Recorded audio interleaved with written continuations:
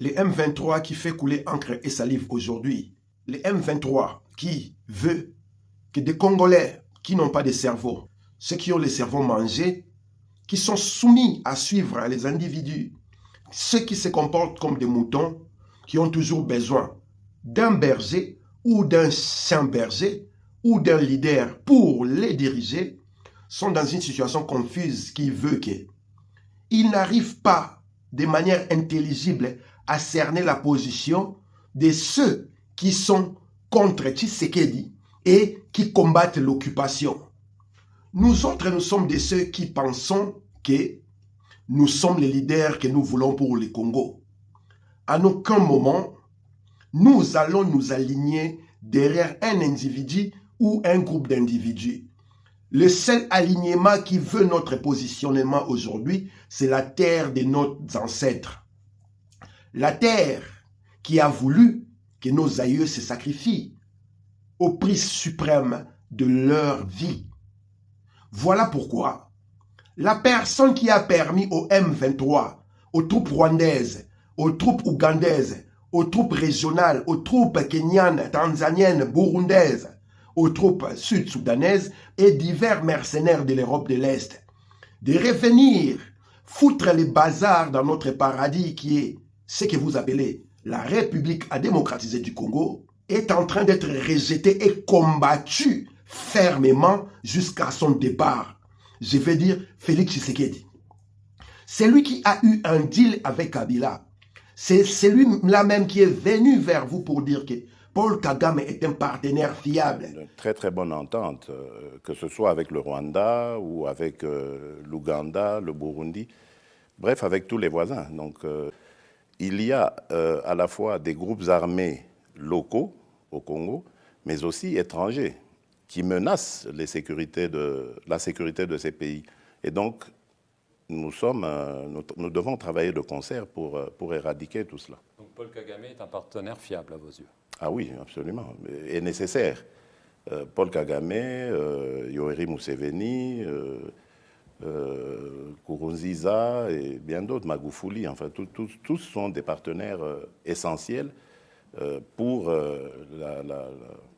la paix et la sécurité dans la région. C'est lui-là même qui a contracté avec l'Ouganda afin que ces pays puissent sécuriser le nord-est du Congo, la province orientale, en construisant des routes comme si les génies civils, les architectes et les ingénieurs, les maçons, comme si le Congo manquait des ouvriers pour faire ce travail-là. Comme si le Congo manquait une armée qui allait combattre au péril de vie pour sauver leur pays.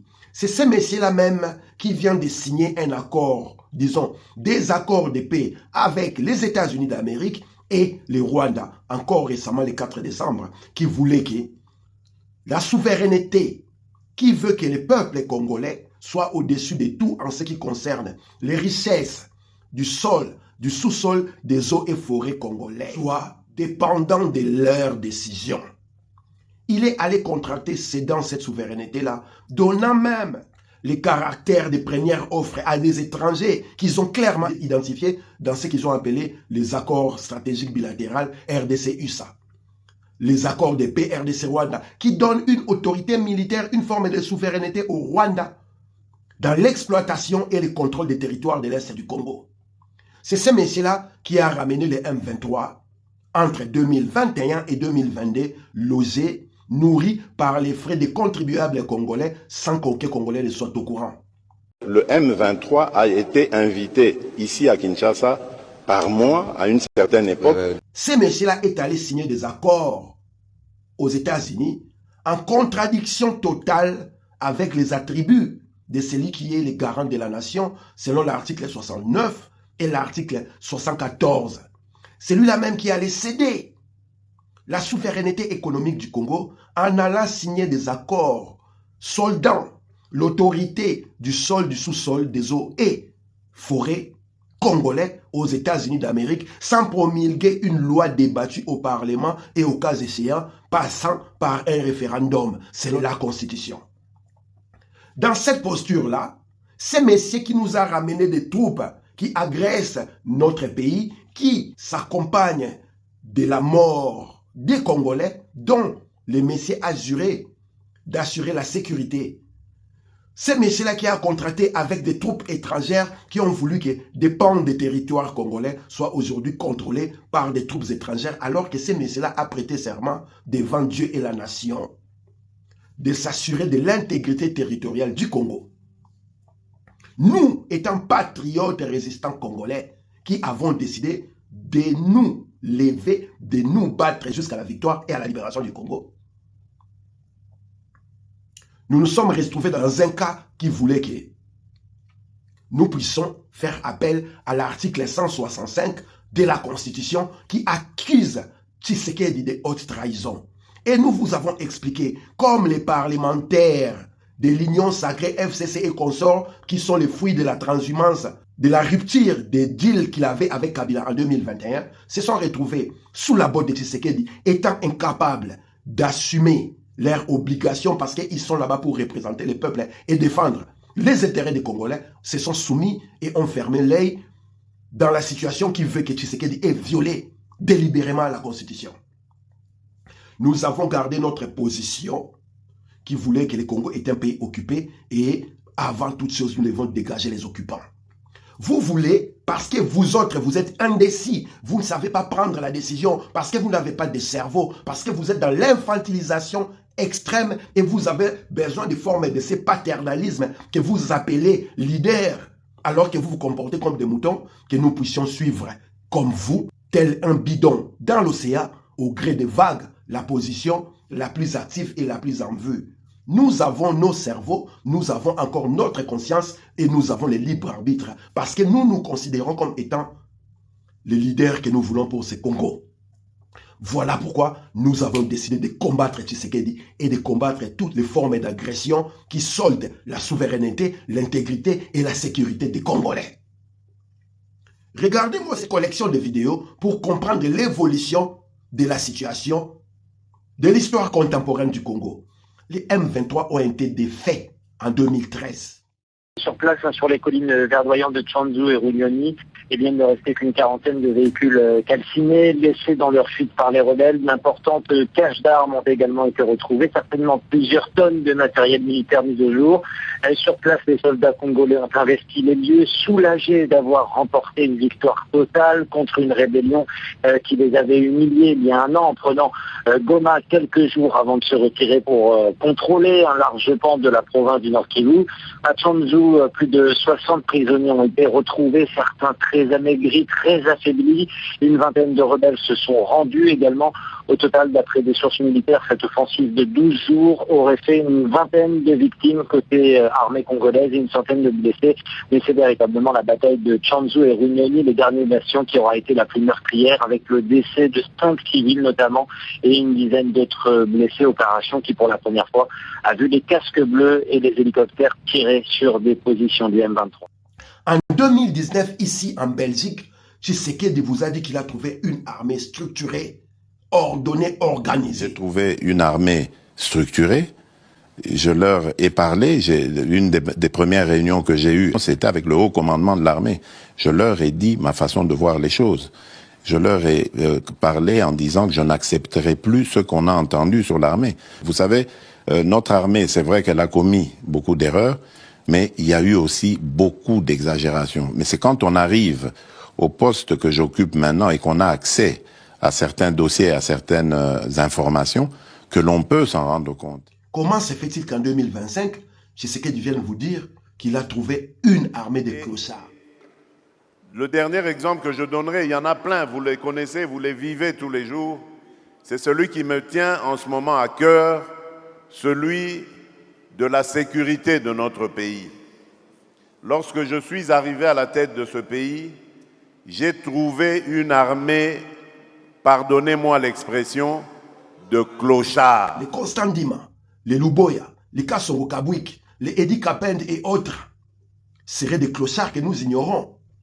Quel est ce dirigeant, ce commandant suprême qui est incapable d'assumer les faiblesses, mais qui entend que des réussites de son armée, de ses armées, pour bomber les torses?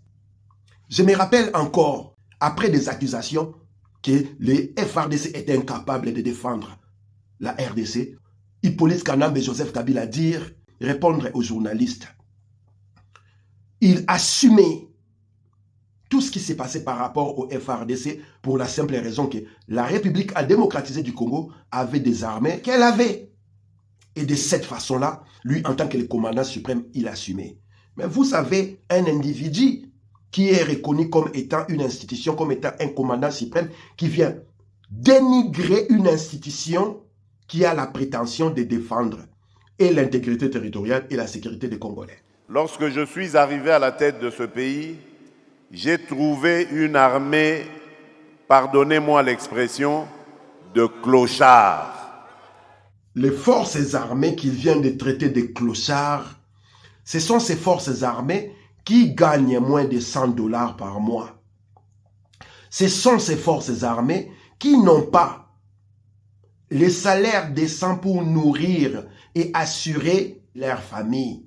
Ce sont ces forces armées, malgré ces salaires ironiques et dérisoires, acceptent d'aller se faire trouer la peau au front parce qu'elles ont prêté serment de mourir pour la patrie et pour ce faire, il n'était pas question d'estimer ces sacrifices-là par rapport à un salaire. Ce sont ces forces armées qui n'ont pas de toit décent, qui sont habillées comme vous pouvez les remarquer et qui sont jetées aux GN des Hadès des agresseurs au prix de leur vie. Leur commandant suprême vient vous dire que ces forces armées sont des clochards. Qu'est-ce que le Congo a fait au bon Dieu? 2013, M23 défait. 2019, Tshisekedi reconnaît avoir trouvé des armées disciplinées, organisées, structurées. 2025, Tshisekedi traite ces armées de clochards. Mes bateaux qui acceptent de mourir pour la patrie, vous devrez prendre vos responsabilités parce que vous avez un responsable qui ne vous considère pas. Suivons. Et le dernier exemple que je donnerai, il y en a plein, vous les connaissez, vous les vivez tous les jours, c'est celui qui me tient en ce moment à cœur, celui de la sécurité de notre pays. Lorsque je suis arrivé à la tête de ce pays, j'ai trouvé une armée, pardonnez-moi l'expression, de clochards. Chers compatriotes congolais, après avoir visionné ces images, vous pensez vraiment que pour que je puisse défendre la République démocratisée du Congo, je dois m'aligner derrière Tshisekedi ou je dois m'aligner derrière les troupes qui agressent le Congo? Non. Nous avons nos cerveaux, nous pensons et nous avons la solution pour le Congo. Parce que nous nous considérons comme étant les leaders que nous voulons pour ces pays-là. Pas les individus ou les groupes d'individus qui sont en vue, que vous voyez et qui vous obligent à vous positionner parce que vous êtes incapable d'utiliser les 10%, disons les minimums de votre capacité cérébrale. Ce qui n'est pas le cas pour nous. Nous sommes responsables, dépendants de nos responsabilités, assumant nos responsabilités, conscients de nos responsabilités. Nous avons décidé de libérer le Congo, avec ou sans vous. Mais nous n'allons nous aligner derrière aucune force en dehors de la force qui s'aligne selon notre vision idéologique pour la terre de nos ancêtres. C'était les camarades Zoro Bilel Ingeta Solarien du bataillon Front Populaire. Haut le cœur, les Congolais, restons alertés. D'ici là, nous allons vous donner les mots d'ordre pour l'application de l'article 64 afin de libérer la terre de nos ancêtres de toute forme d'occupation endogène ou exogène. Ingeta! Bataillon Front Populaire, respect dans le chapeau.